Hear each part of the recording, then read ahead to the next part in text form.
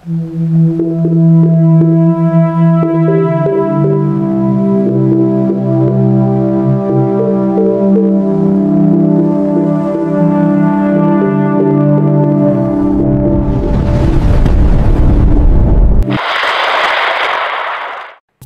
araw po sa inyong lahat. Narito ang pinakabagong ulat sa lagay ng panahon ngayong araw na ito, Lunes 14 ng Hulyo taong 2025. Patuloy nating minomonitor ang isang low pressure area na may posibilidad na maging isang bagyo.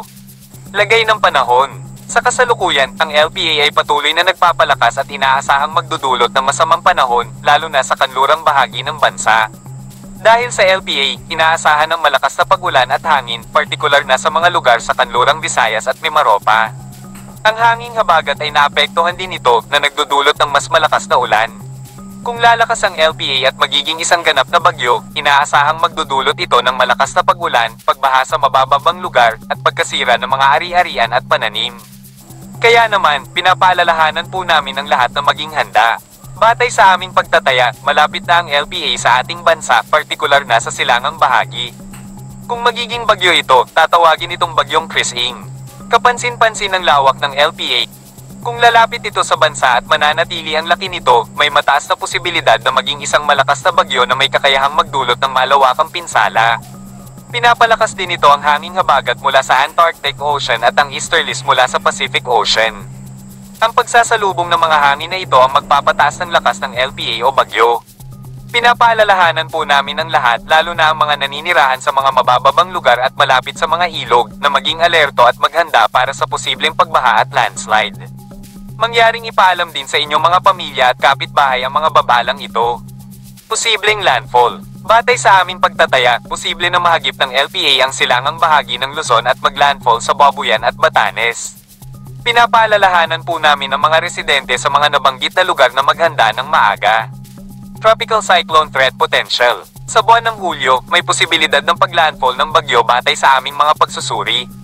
Dahil sa paglakas ng LPA, inaasahan ng mas malakas na hangin at ulan na maaaring magdulot ng panganib sa lahat, lalo na sa mga naninirahan malapit sa mga ilog o ang hanap buhay ay nasa katubigan. Muli, pinapaalalahanan po namin ang lahat na maghanda. Maging alerto at handa po tayo sa anumang posibleng masamang epekto ng LPA. Sundan ang mga update mula sa ating ahensya para sa mas detalyadong impormasyon. Ingatan po natin ang ating mga sarili at pamilya. Maraming salamat po. Ulat sa lagay ng panahon sa Pilipinas, Luzon. Dahil sa patuloy na pag-iral ng habagat, ang mga sumusunod na lugar sa Luzon ay inaasahang magkakaroon ng maulap na kalangitan at kalat-kalat hanggang sa malakas na pag-ulan, Zambales, Bataan, Cavite, Occidental Mindoro, Bulacan, Metro Manila, Laguna, Masbate City, Botolan, Olongapo, Angeles, Quezon City, Dasmariñas, Calatagan, Lipa City, Lubang, Mamburao, Sablayan, Calapan, Pinamalayan, Rojas, at San Jose. Posible ring may kasamang pagkulog at pagkidlat. Ang nalalabing bahagi ng Luzon, partikular na ang Northeast Luzon, Ilocos Norte, Ilocos Sur, La Union, Cagayan, Apayao, Abra, Kalinga, Benguet, Isabela, Aurora, Quezon Province, at Bicol Region, ay inaasahang magkakaroon ng magandang panahon sa umaga, ngunit may posibilidad ng isolated rain showers dahil sa mga thunderstorm lalo na sa hapon at gabi.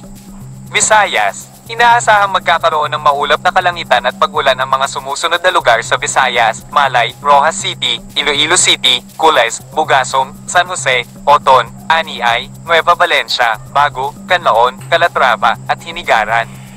May posibilidad din ng pagkulog at pagkidlat. Pinapaalalahanan ang mga residente sa mga nabanggit na lugar at karatig na lugar, lalo na sa kanlurang bahagi ng Visayas, na maging alerto sa posibleng pagbaha dahil sa patuloy na pag-ulan.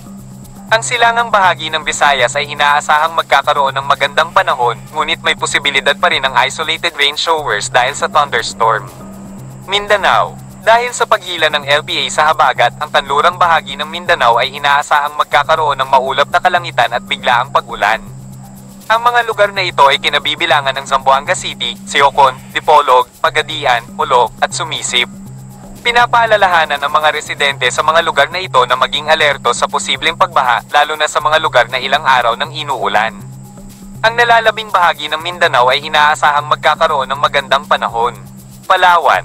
Dahil sa epekto ng habagat, ang mga sumusunod na lugar sa Palawan ay inaasahang magkakaroon ng maulap na kalangitan at kalat-kalat na pag-ulan: El Nido, Taytay, Dumaran, Araceli, San Vicente, Rojas, Balabac, Puerto Princesa, Aborlan, Nara, Quezon, Rizal, Bataraza, at Canapaan.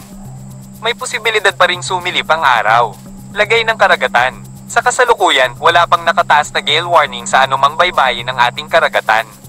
Ngunit pinapaalalahanan pa rin ng mga mangingisda at mga nais pumalaot na maging maingat para sa kanilang kaligtasan. Babala, pinapaalalahanan ng lahat na maghanda sa posibleng paglakas ng LPA na ating minomonitor. Posible itong maging isang ganap na bagyo sa mga susunod na araw na magdudulot ng malakas na hangin at malakas na ulan. Ingat po tayo. Dumako naman tayo sa ating partner para sa mga karagdagang impormasyon sa loob ng ating bansa.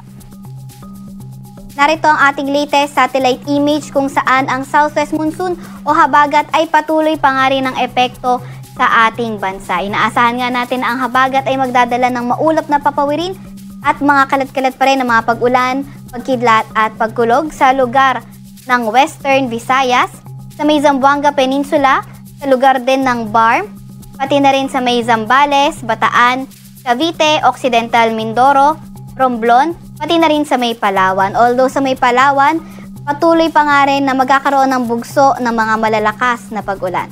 Nakikita natin kanlurang bahagi ng Central at Southern Luzon, posible pa nga rin na makaranas ng maulap na papawirin at mga kalat-kalat na pag-ulan, pagkidlat at pagkulog. Kagaya nga ng nabanggit natin kanina, ang Palawan ay posible pa rin makaranas ng mga bugso na katamtaman hanggang sa mga malalakas na mga pag-ulan.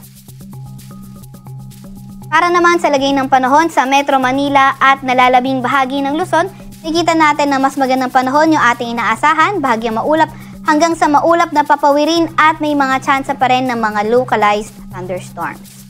Agwat ang temperatura sa Metro Manila ay 25 to 32 degrees Celsius. 17 to 23 degrees Celsius sa may Baguio, 24 to 32 degrees Celsius sa may Lawag, 25 to 34 degrees Celsius sa may Tugigaraw, 26 to 32 degrees Celsius sa may Legazpi, at sa Tagaytay ay 23 to 30 degrees Celsius naman. Agwat ang temperatura sa Puerto Princesa ay 25 to 31 degrees Celsius, gayon din naman sa may Kalayaan Island. Para naman sa lagay ng panahon sa may Visayas at Mindanao area, nakikita nga natin Western Visayas pa rin at Zamboanga Peninsula at Barm, posible pa rin na maging maulan dahil pa rin sa epekto ng habagat o southwest monsoon. Kung saan sa nalalabing bahagi ng Visayas at Mindanao, partly cloudy to cloudy skies sa inaasahan nating panahon at may mga tsansa pa rin ng mga localized thunderstorms. Agwat ng temperatura sa Metro Cebu at Tacloban ay 25 to 32 degrees Celsius. 25 to 31 degrees Celsius sa may Iloilo. Sa Cagayan de Oro naman ay 24 to 31 degrees Celsius. 24 to 33 degrees Celsius naman sa may Davao. At 25 to 32 degrees Celsius sa may Zamboanga.